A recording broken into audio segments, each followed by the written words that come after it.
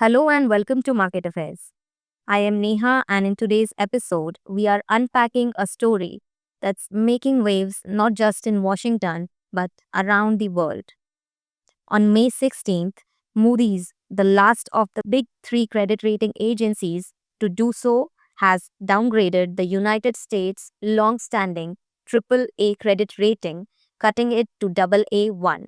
And while that may sound just like a notch, the implications are far reaching. So, what triggered this downgrade? What does it mean for investors, markets, and the global economy?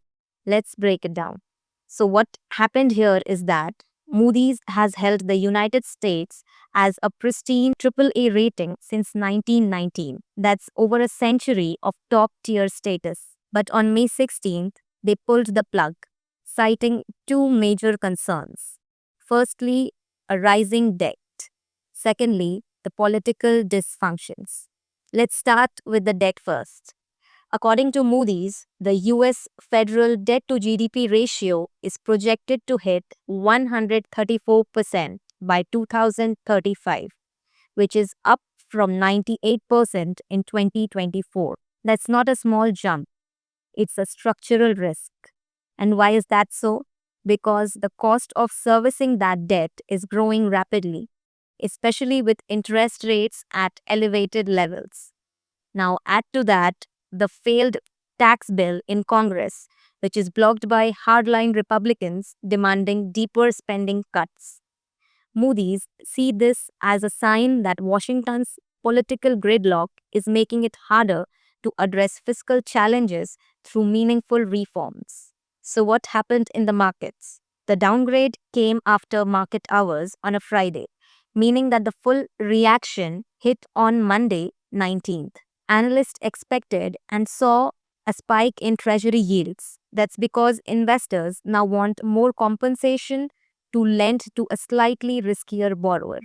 Yes, even when the borrower is Uncle Sam. Equity markets opened lower, especially in rate sensitive sectors like real estate and utilities, and the US dollar saw slight downward pressure as confidence dipped, albeit modestly.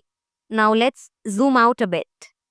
This downgrade isn't just about numbers, it's also about credibility. Moody's had held out while S&P downgraded the US in 2011 and Fitch followed in 2023. So for Moody's to act now signals growing consensus among global credit watchdogs that the US needs to get its fiscal house in order. Here are some context for you. In 2024, the US paid $870 billion in interest alone. That's 3.2% of GDP. Federal Reserve's rate hikes, while helping with inflation, have made borrowing more expensive for the government. Without a long term plan to curb deficit or reform entitlement spending, this trend is set to continue. So, what we are really seeing is a slow erosion of fiscal strength in what was once considered the safest economy in the world. Now, let's talk global because the US dollar is the world's reserve currency. A downgrade doesn't just affect domestic bonds, it rattles global portfolios. Higher US yields can pull capital out of emerging markets, increasing borrowing costs worldwide and make other currencies more attractive. Think of it like a domino effect. When the most stable brick in the system shakes, others feel the tremor. But here is the twist. Despite the downgrade, US Treasuries are still seen as a safe haven, mostly because alternatives like Europe and China have their own issues. So while the credibility takes a hit, the market still runs on US debt. Moody's changed the outlook to stable, meaning no further downgrades are expected in the short term. But it's a wake up call. Unless the US implemented structural reforms, either through spending cuts, tax reforms, or both, we could see further deterioration down the line. This will likely spark more heated debate in Washington between fiscal conservatives demanding cuts and those pushing for higher taxes on the wealthy. In short, the US now needs to balance its political will with economic reality. Before we wrap up, here is the key takeaway.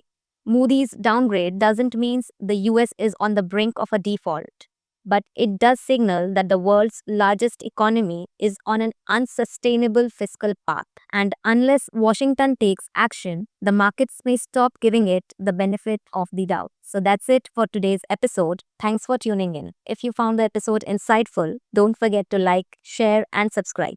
I will see you soon in the next one.